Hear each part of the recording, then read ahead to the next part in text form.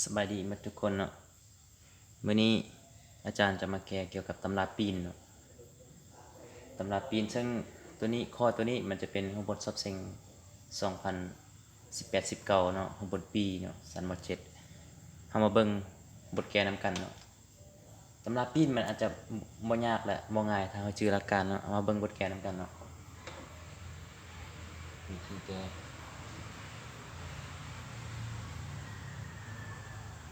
เบิ่งวิธีแก้นำกันเนาะวิธีแก้ทำอิฐเฮาจะวางตัวนี้เป็น A เนาะเราจะวาง a เท่ากับตัวนี้เนาะซินตำราปีนของซินส่วนสองเนาะตัวนี้เนาะซึ่งตำราปีนของซินกำลังลบหนึ่งนี่เป็นอาร์คซินเนาะตัวนี้เป็นอาร์คซินของ1 ส่วน 2เนาะถ้าว่าอาร์คซินเขาย้ายมาทางนี้เนาะจะได้ซินของ a เนาะเท่ากับ1 ส่วน 2เลยเนาะ1 ส่วน 2จะได้ตัวนี้และตัวนี้เขาก็วางเป็น b เนาะและ b นี่จะเท่ากับอาร์คโกดเนาะอาร์คโกดของ5 กัน 2 ของ3 ส่วน 2เนาะตัวนี้และตำราปีนของตัวนี้อาร์คโกดตัวนี้มันจะเท่าโกดเนาะโกด b ตัวนี้โกด b ของ5 กัน 2 ของ3เนาะส่วน 2เมื่อเวลานี้เขาทอนเอา b เนาะเขาจะได้ตำราอาร์คโกดของตัวนี้อาร์คโกดของ5 กัน 2 ของ3 ส่วน 2ตัวนี้เนาะถ้าเขาปีนเอาทอนเอา b ตัวนี้ก็คือเส้นเดียวกันเขาทอนเอา a เขาจะย้ายอันซินนี้มาเนี่ยมันจะกลายเป็นอาร์คซินเนาะอาร์คซินของ1 ส่วน 2เนาะถ้าเขาย้ายไปตัวนี้หลังจากเขาได้ตัวนี้แล้วเขาต้องจื้อหลักเกณฑ์พีทาโกรัสเนาะของรูปสามแจ้เนาะการพูดพันรูปสามแจ้เพราะว่าอยู่นี่มันจะเป็นซินของ a บวก b เนาะซินของ a บวก b เขาจะซอกหาตัวนี้อยู่นี่เขาจะซอกหาโกด a อยู่นี่เขาจะซอกหาซิน a ซิน b เนาะตัวนี้เขาจะได้ซอกหากด A เนาะแต้มรูปสามแจ้เลยเนาะเราต้องแต้มรูปสามแจ้เนาะต้องชื่อหลักการของรูปสามแจ้เนาะรูปสามแจ้ซากเนาะแล้วมุมของซิน A เนาะตัวนี้เป็นซินมุม A ด้วย1เนาะมุม A ซินนี้จะเท่ากับกงหน้าส่วนให้กงซากเนาะกงหน้า1ตัวนี้เนาะกงหน้า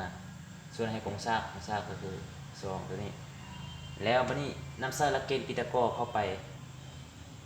ตัวนี้เนาะตัวนี้นำใส่หลักเกณฑ์พีทาโกรัสอย่างที่เป็น a b c เนาะค่าของ ab กำลัง2เท่ากับ ab กำลัง2เท่ากับ ac กำลัง2บวกให้ bc เนาะ bc กำลัง2เขาก็แทนเข้าไปเพราะว่าแต่ว่าอยู่นี่เขาอยากได้มันข้างตัวนี้เนาะเขาก็ทอนเอา AC จะเท่ากับข้างของ AB กำลัง2ลบให้ข้างของ BC เนาะกำลัง2แทนค่าใส่ AB เท่ากับ2กำลัง2เนาะ BC เท่ากับ1กำลัง2เท่า224ลบให้1เท่ากับ3เนาะ AC กำลัง2เขาย้ายกำลัง2ไปมันจะกลายเป็น AC นี้เท่ากับ5 กัน 2 กัน 3เนาะเพราะฉะนั้นข้างติดแปะนี่ AC นี่เนาะเขาสอบข้าง AC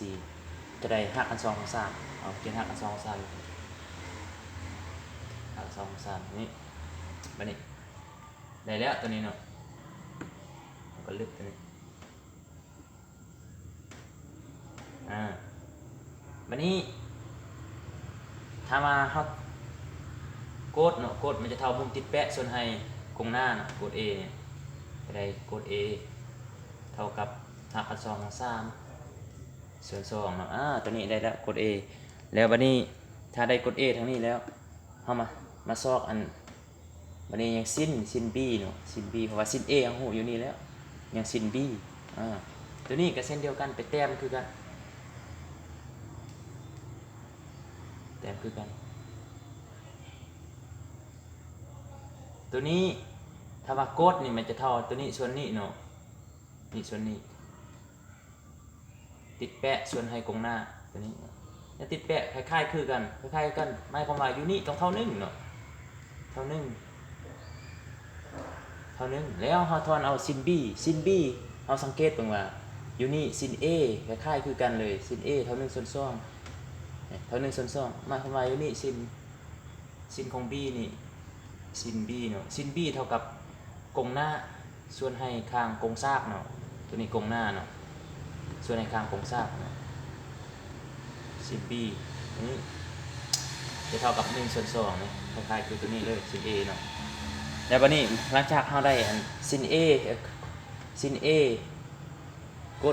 ด B กด A ซิน B เฮาก็ได้แล้วเนาะเพราะว่าเฮาวางตัวนี้เป็น A เฮาวางตัวนี้เป็น B เฮาก็ได้จ้าถือว่าได้ซินของ A บวก B เนาะซินของ A บวก B จะเท่ากับซิน A กด B เนาะซินค่าเป็นค่าบวกกับเป็นค่าบวกเนาะซิน A กด B ซิน B กด A ตัวนี้เนาะเขาก็มาแทนใช้เนาะเขาสิ่งสำคัญมาให้จื้อสูตรตัวนี้เด่นเนาะจื้อสูตรซิน A บวก B เท่ากับซิน A กด B บวกให้ซิน B กด A ตัวนี้หลังจากนั้นเขาก็มาแทนใช้เอาขาดซิน A เท่า1ส่วน2คูณให้กด B ก็คือนี่หารกัน2 3ส่วน2บวกให้ซิน B เท่า1ส่วน2กด A เท่าหารกัน2 3ส่วน2นี่2เป็น4หารกัน2 3คูณ1ก็หารกัน2 3จะได้หารกัน2 3ส่วนให้2 4บวกให้ตัวนี้ก็เช่นเดียวกัน4เมื่อเวลานี้พุทคือกันโฮมเป็นตัวเดียวจะได้หารกัน2 3บวกให้หารกัน2 3ส่วน4ส่วน4เนาะ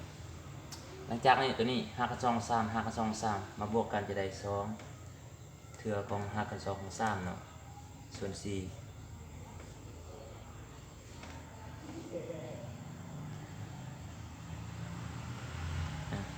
ตัวนี้เนาะ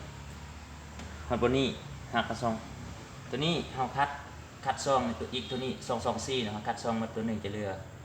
หารกัน2 3ส่วน2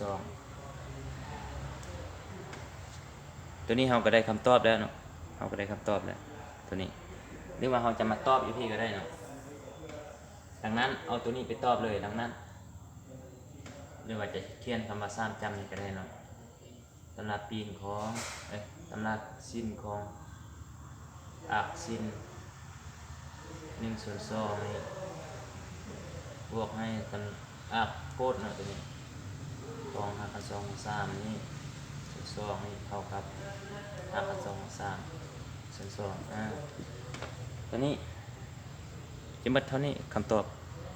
ง่ายๆนะสั้นๆสิ่งสำคัญมันให้จื้อหลักๆจื้อตัวนี้และวิธีการว่างและหลักเกณฑ์ปีตะก้อเนาะในหุบบัวพันในหุบ3แจซากตัวนี้เนาะจื้อเท่านี้ก็เรียบร้อยเนาะเซ็งม.7หรือว่าจะเป็นมหาลัยต่างๆเนาะก็จะมีคือกันหมดเนาะภาคไตรมุมมิติเนาะภาคไตรมุมมิติของตำราปีนเนาะให้เบิ่งนำกันไว้เนาะตัวนี้เซ็งม.7นี่ทุกๆปีบ่พลาดเนาะสำหรับตำราปีนนี่บ่พลาดจักเทื่อเนาะกับพลบวกจำพวกนี้บ่พลาดจักเทื่อเนาะตำราปีนฝากติดตามช่อง YouTube ของอาจารย์เลยเพื่อกด Subscribe และกดกระดิ่งเนาะเพื่อติดตามบทแก้ต่อๆไปเนาะ